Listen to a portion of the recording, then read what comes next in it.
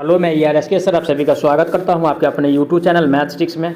तो चलिए आज बात करेंगे दोस्तों, यानी कि एल्यूमिनेशन का सभी प्रश्न को करेंगे जो एग्जाम में बार बार पूछा जाता है, चाहे कोई भी पेपर हो, चाहे UPPCL हो, चाहे DRDO हो, चाहे यानी कि बिहार TET हो। ठीक है, सभी प्रश्न को करेंगे बारी बारी से। अगर आप लोग हमारे चैनल पर नए हैं तो चैनल को सब्सक्राइब करके वीडियो को ज़्यादा से ज़्यादा जरूर शेयर कीजिएगा। ठीक है, तो चलिए टाइम गंवाए हुए आज का सबसे पहला प्रश्न पे चलते हैं। दिया है किसी सजावटी श्रृंखला वाली प्रकाश व्यवस्था के लिए 6 वोल्ट वाले कितने बल्ब को 240 वोल्ट आपूर्ति से जोड़ा जा सकता है। तो दोस्तों देखिए, यानी कि कितना दिया, यानी कि 240 वोल्ट। ठीक है, और यानी कि 6 वोल्ट वाले से कितना जोड़ा जाएगा। ठीक है ना, तो इसको यानी कि 6 से भाग दे दीजिए और भाग देने के बाद कितना आएगा, यानी कि 6 चौका यानी कि 24 कट के यानी कि कितना, यानी कि 40। ठीक है, 40 बच रहा है तो ऑप्शन नंबर किस में दिया है 40, तो ऑप्शन नंबर यानी कि बी में दिया है 40।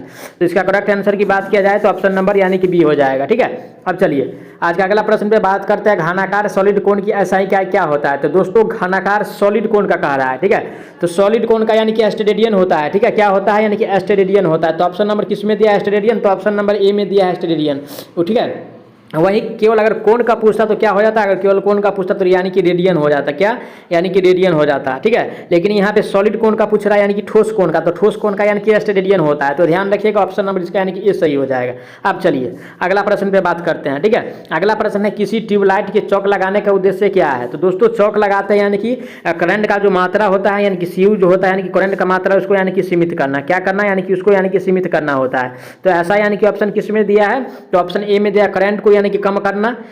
करंट को कम करना बात तो सही है, लेकिन कम तो नहीं करता, यानी कि जितना सिस्टम को चाहिए उतना यानी कि देता है। ठीक है, तो चलिए अगला पे यानी कि पावर फैक्टर सुधारना, और सी में दिया यानी कि चमक बढ़ाना, और डी में दिया समुचित मात्रा में करंट को सीमित करना। एकदम बात सही है भाई, ऑप्शन नंबर इसका डी सही हो जाएगा। कौन सा ऑप्शन, यानी कि डी सही हो जाएगा। ठीक है, ऑप्शन डी सही हो जाएगा। अब चलिए आज का अगला प्रश्न पे बात करते हैं। प्रदीप्ति की इकाई क्या है। तो दोस्तों प्रदीप्ति की जो इकाई होता है क्या होता है, मैं आप लोगों को बता दूं। अगर हमारे चैनल पे आप लोग नए हैं तो चैनल को सब्सक्राइब करके वीडियो को ज़्यादा से ज़्यादा जरूर शेयर कीजिएगा, ताकि इसी प्रकार का वीडियो आप लोगों तक जल्द से जल्द पहुँच सके। ठीक है, चलिए नेक्स्ट क्वेश्चन है, यानी कि प्रदीप्ति का इकाई क्या है। तो दोस्तों प्रदीप्ति का इकाई क्या होता है, तो प्रदीप्ति की इकाई यानी कि लक्स होता है। क्या होता है, यानी कि लक्स होता है। ध्यान रखिएगा, तो ऑप्शन नंबर लक्स किस में दिया है, तो ऑप्शन नंबर यानी कि बी में दिया है। लक्स तो करेक्ट आंसर यानी कि इसका यानी कि बी सही हो जाएगा। चलिए ये क्वेश्चन यानी कि UPPCL TET में भी पूछा है, और यानी कि MPP के भी CL लाइन अटेंडेंट में यानी कि 26, 8, 17 में पूछा है, 19 में भी पूछा है UPPCL में। ठीक है, अब चलिए आज का अगला प्रश्न में बात करते हैं। ड्रम स्विच का उपयोग डॉट में किया जाता है। तो दोस्तों ड्रम स्विच का उपयोग करते हैं यानी कि सजावटी प्रकाश व्यवस्था में। किसमें, यानी कि सजावटी। ठीक है, सजावटी प्रकाश व्यवस्था में इसका उपयोग किया जाता है। किसका, ड्रम स्विच का। ध्यान रखिएगा, तो ऑप्शन किस में दिया है ड्रम स्विच, तो ऑप्शन नंबर यानी कि सी में दिया है ड्रम स्विच। इसका उपयोग करते हैं यानी कि सजावटी प्रकाश व्यवस्था में। इसका करेक्ट आंसर यानी कि सी सही हो जाएगा। अब चलिए आज का अगला प्रश्न पे बात करते हैं। किसी विद्युत बल्ब का फिलामेंट डॉटेड का होता है। तो दोस्तों फिलामेंट की अगर बात किया जाए तो किसका होता है, तो टंगस्टन का होता है। ये बच्चे से पढ़ते आ रहे हैं और यानी कि यहाँ भी देखने को मिल रहा है। ठीक है, यानी कि विद्युत बल्ब में जो फिलामेंट होता है किसका होता है, टंगस्टन का होता है। तो ऑप्शन नंबर टंगस्टन किस में दिया है, तो ऑप्शन नंबर डी में दिया है। तो करेक्ट आंसर इसका यानी कि डी हो जाएगा। ठीक है, अब चलिए आज का अगला प्रश्न पे बात करते हैं। किसी उदीप्ति लैंप का पावर फैक्टर क्या होता है। दोस्तों यानी कि इंकैंडिसेंट लैंप का पावर फैक्टर इकाई होता है। ठीक है, क्या होता है, इकाई। इकाई का मतलब क्या, यानी कि एक होता है। तो ऑप्शन नंबर एक किस में दिया है, तो ऑप्शन नंबर एक जो है यानी कि यही में दिया हुआ है। तो करेक्ट आंसर इसका यानी कि ये सही हो जाएगा। क्या हो जाएगा सही, ऑप्शन ए हो जाएगा। अब चलिए आज का अगला प्रश्न पे बात करते हैं। ल्यूमेन प्रति वाट डॉटर की इकाई है। तो दोस्तों ल्यूमेन प्रति वाट जो है किसका इकाई है, तो ऑप्शन ए में दिया हुआ है यानी कि लाइट फ्लक्स का, बी में यानी कि लुमिनस इंटेंसिटी का, और सी में दिया है यानी कि लुमिनस इफेंसेसी का, और सी में दिया, डी में दिया है यानी कि ब्राइटनेस का। तो यानी कि ल्यूमेन प्रति वाट जो होता है किसका होता है, ऑप्शन किसका यानी कि यूनिट होता है। तो ल्यूमेन प्रति वाट जो होता है दोस्तों यानी कि किसका होता है, तो ल्यूमिनस इफिशिएंसी का होता है। किसका, यानी कि ल्यूमिनस इफिशिएंसी। तो ऑप्शन नंबर किस में दिया है, तो ऑप्शन नंबर इसका यानी कि सी में दिया है। ऑप्शन इसका सी सही हो जाएगा। ठीक है, अब चलिए आज का ये भी यानी कि UPPCL में क्वेश्चन पूछा हुआ है। सारा पेपर UPPCL का मिलेगा, बाई चांस ही कोई पेपर होगा जो अदर एग्जाम का होगा। ठीक है, गैस से भरे टंगस्टन फिलामेंट लैंप का कार्यकारी तापमान कितना होता है, यानी कि टेम्परेचर हमसे पूछ रहा है। तो वो टेम्परेचर होता है यानी कि 2200 डिग्री सेल्सियस होता है। कितना, यानी कि 2200 डिग्री सेल्सियस। किसका, तो टंगस्टन फिलामेंट का कितना होता है, 2200 डिग्री सेल्सियस। तो ऑप्शन किस में दिया है, 2200 डिग्री सेल्सियस। तो ऑप्शन नंबर बी में दिया है 2200 डिग्री सेल्सियस। तो करेक्ट आंसर इसका यानी कि बी हो जाएगा। ध्यान रखिएगा। अब चलिए आज का अगला प्रश्न है। फ्लैशर बल्ब का प्रयोग डॉटेड में किया जाता है। तो दोस्तों फ्लैशर बल्ब का प्रयोग करते हैं कहाँ, ऑप्शन ए में दिया हुआ है सिलाई की दुकान की प्रकाश व्यवस्था, बी में दिया है यानी कि सजावटी प्रकाश व्यवस्था, सी में दिया है कार्यालय प्रकाश व्यवस्था, डी में दिया है यानी कि कारखाना प्रकाश व्यवस्था। तो दोस्तों फ्लैशर बल्ब का उपयोग करता है यानी कि सजावटी प्रकाश व्यवस्था में, किसमें? सजावटी प्रकाश व्यवस्था। तो ऑप्शन नंबर किसमें दिया है? तो ऑप्शन नंबर बी में दिया है, करेक्ट आंसर यानी कि बी हो जाएगा। अब चलिए अगला प्रश्न, प्रत्यक्ष प्रकाश व्यवस्था के किस वस्तु का पर कितनी रोशनी पड़ती है? तो दोस्तों प्रत्यक्ष प्रकाश व्यवस्था का जो रोशनी होता है यानी कि लगभग 90% जो है यानी कि नीचे आता है और बाकी जो 10% बचता है वो क्या चला जाता है यानी कि ऊपर आ जाता है। वहीं पे अर्ध प्रत्यक्ष प्रकाश व्यवस्था की अगर बात किया जाए दोस्तों तो यानी कि 10% प्रकाश जो है यानी कि ऊपर आता है और बाकी जो बढ़ता है यानी कि 90% प्रकाश जो है यानी कि नीचे आता है, ऊपर आता है। ठीक है, यानी कि नीचे जो है मात्र 10% प्रकाश आता है। अर्ध प्रत्यक्ष प्रकाश व्यवस्था में 90% प्रकाश जो है क्या होता है यानी कि ऊपर चला जाता है। ठीक है, वहीं पे अब अगला क्वेश्चन पे बात किया जाए। अगला क्वेश्चन दिया है कौन सा शब्द जो है विद्युत रोधन की डाइलेक्ट्रिक सामर्थ्य को बताता है? तो दोस्तों डाइलेक्ट्रिक सामर्थ्य की अगर बात किया जाए तो ऑप्शन ए में दिया है यानी कि शीर्ष प्रतिलोम, क्या दिया है यानी कि शीर्ष प्रतिलोम, बी में दिया हुआ है यानी कि बांधित वोल्टेज, सी में यानी कि शीर्ष वोल्टेज और डी में दिया है ब्रेकडाउन वोल्टेज। तो इसका करेक्ट आंसर की बात किया जाए तो यानी कि ब्रेकडाउन वोल्टेज हो जाएगा। तो ऑप्शन नंबर यानी कि डी इसका सही हो जाएगा। कौन सा? ऑप्शन डी हो जाएगा।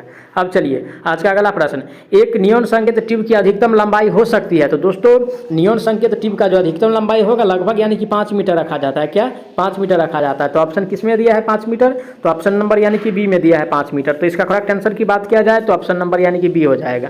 अब चलिए अगला प्रश्न है CFL का पूर्ण रूप क्या होता है? तो देखिए दोस्तों यानी कि फुल फॉर्म ही पूछ रहा है तो आप लोग फुल फॉर्म पे भी फोकस जरूर कीजिएगा। ठीक है, अब चलिए ये क्वेश्चन 2 बार पूछा गया है, 24/1 को और 24/1 में शिफ्ट 1 और शिफ्ट दोनों में यानी कि क्वेश्चन पूछा गया है। तो ठीक है, तो CFL का फुल फॉर्म होता है कॉम्पैक्ट फ्लोरोसेंट लैंप। क्या होता है? यानी कि कॉम्पैक्ट फ्लोरोसेंट, ठीक है, फ्लोरोसेंट लैंप होता है, कॉम्पैक्ट फ्लोरोसेंट लैंप। तो ऑप्शन नंबर किस में दिया है? तो ऑप्शन नंबर यानी कि डी में दिया है कॉम्पैक्ट फ्लोरोसेंट लैंप। तो इसका करेक्ट आंसर यानी कि डी हो जाएगा। अब चलिए अगला प्रश्न पे बात करते हैं। अगला प्रश्न दिया है फ्लोरोसेंट लैंप में इस्तेमाल होने वाला इलेक्ट्रॉनिक चौक का पावर फैक्टर कितना होता है? तो दोस्तों इलेक्ट्रॉनिक चौक का पावर फैक्टर और ट्रांसफार्मर का पावर फैक्टर लगभग यानी कि समान ही होता है।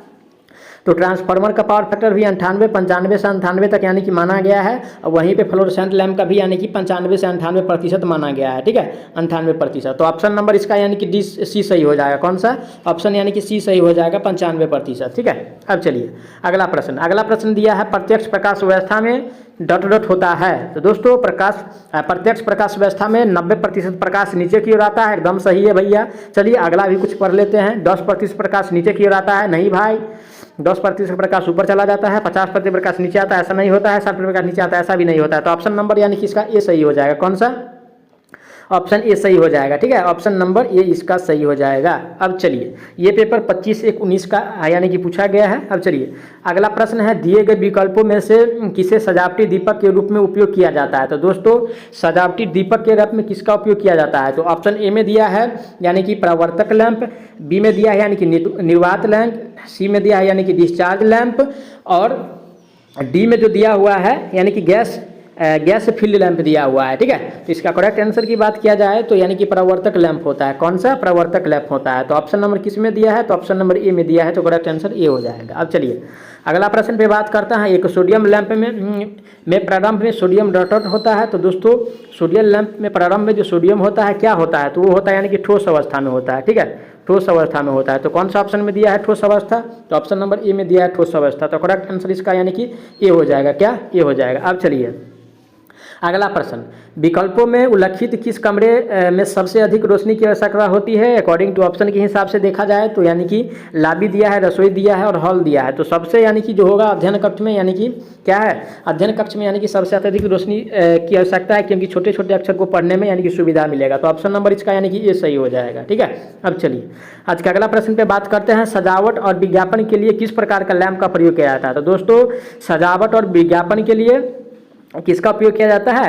तो ऑप्शन ए में दिया है यानी कि सोडियम वाष्प लैंप, बी में दिया है यानी कि नियॉन लैंप और सी में जो दिया है सी में क्या दिया हुआ है? तो सी में दिया है यानी कि सी में दिया हुआ है यानी कि तापदीप्त लैंप और डी में दिया है मरकरी लैंप। तो इसका करेक्ट आंसर की बात किया जाए तो सजावटी प्रकाश व्यवस्था में यानी कि नियोन लैंप का उपयोग करते हैं। तो ऑप्शन नंबर इसका यानी कि बी सही हो जाएगा। कौन सा? बी हो जाएगा। अब चलिए आज का अगला प्रश्न पे बात करते हैं। दाबिक ग्लास लैंप की सामान्य अपेक्षिक वायु कितनी होती है? तो दोस्तों यानी कि दाबिक जो होता है, ठीक है, दाबिक ग्लास, ठीक है, दाबिक ग्लास का जो यानी कि ग्लास लैंप की जो सामान्य अपेक्षित वायु होता है, ठीक है, वो लगभग यानी कि कितना होता है? तो लगभग जो है यानी कि वही यानी कि 300 के आसपास होता है, ठीक है, 200, 250 और 300 के बीच में होता है। वैसे अकॉर्डिंग टू ऑप्शन के हिसाब से देखा जाए, क्योंकि 200 से स्टार्ट होता है, क्या 200 से यानी कि 300 के बीच में होता है। तो ऑप्शन किस में दिया है ऐसा? तो दोस्तों 200 भी दिया है और 300 भी दिया है, तो यानी कि स्टार्टिंग ही मान लेते हैं। तो ऑप्शन नंबर इसका यानी कि डी सही हो जाएगा, ठीक है, ऑप्शन डी सही हो जाएगा। अब चलिए अगला प्रश्न पे बात करते हैं। बाह्य खेलों के लिए उपयुक्त लैंप का प्रकार क्या है? तो दोस्तों बाह्य खेलों में जो उपयुक्त करते हैं वो कौन सा लैंप करते हैं? तो ऑप्शन ए में दिया है प्रकाश उत्सर्जक डायोड। क्या दिया हुआ है? ऑप्शन ए में यानी कि प्रकाश उत्सर्जक डायोड, बी में हैलोजन, सी में यानी कि सोडियम वाष्प लैंप, डी में फ्लोरोसेंट। तो करेक्ट आंसर की बात किया जाए तो हैलोजन हो जाएगा। क्या? हैलोजन का उपयोग किया जाता है, हैलोजन। तो हैलोजन ऑप्शन नंबर किस में? ऑप्शन नंबर बी में दिया है। तो करेक्ट आंसर इसका यानी कि बी हो जाएगा, ठीक है। अब चलिए अगला प्रश्न है, लैंप की दक्षता को डॉट में व्यक्त किया जाता है। तो दोस्तों लैंप की दक्षता को यानी कि ल्यूमेन प्रति वाट में व्यक्त किया जाता है। क्या? ल्यूमेन, ठीक है, ल्यूमेन प्रति वाट में व्यक्त किया जाता है। तो ऐसा ऑप्शन किस में दिया है? ऐसा ऑप्शन यानी कि ए में भी दिया हुआ है और यानी कि डी में भी दिया हुआ है। तो कोई भी मार लीजिए, तो ऑप्शन ए ही मारिए, ठीक है। वैसे ऑप्शन ए ही मारिए, तो ऑप्शन ए हो जाएगा इसका करेक्ट आंसर, ठीक है। ए और डी दो मानना है, मान लीजिएगा, ठीक है, ए या डी, ठीक है। अब चलिए अगला प्रश्न दिया है, यानी कि प्रदीपन इंजीनियरिंग के में परावर्तन कारक डॉटर को किस प्रकार परिभाषित किया जाता है? तो ऑप्शन ए में दिया है अपवर्तित प्रकाश का आपतित प्रकाश से अनुपात, बी में दिया है यानी कि अवशोषित प्रकाश का आपतित प्रकाश से अनुपात, सी में दिया है परावर्तित प्रकाश का अवशोषित प्रकाश से अनुपात, डी में दिया है परावर्तित प्रकाश से अपवर्तित प्रकाश का यानी कि अनुपात दिया है, ठीक है। तो इसका करेक्ट आंसर की बात किया जाए तो ऑप्शन नंबर यानी कि डी हो जाएगा, ठीक है, परावर्तित प्रकाश का, ठीक है, परावर्तित प्रकाश से अनुपात। ऑप्शन नंबर इसका यानी कि डी सही हो जाएगा, डी। चलिए अगला प्रश्न, आज का लास्ट प्रश्न, ठीक है, उच्च दाब एमबी लैंप में पारा वाष्प दाब कितना होना चाहिए? तो दोस्तों ये लगभग यानी कि 2 से लेके 2.5 यानी कि 2.5 गुना होना चाहिए। तो ऑप्शन नंबर किस में दिया है? तो ऑप्शन नंबर यानी कि 2.5 गुना जो है यानी कि ए में दिया है। तो करेक्ट आंसर यानी कि इसका ए हो जाएगा, ठीक है। मैं आशा करता हूँ आप लोग समझे।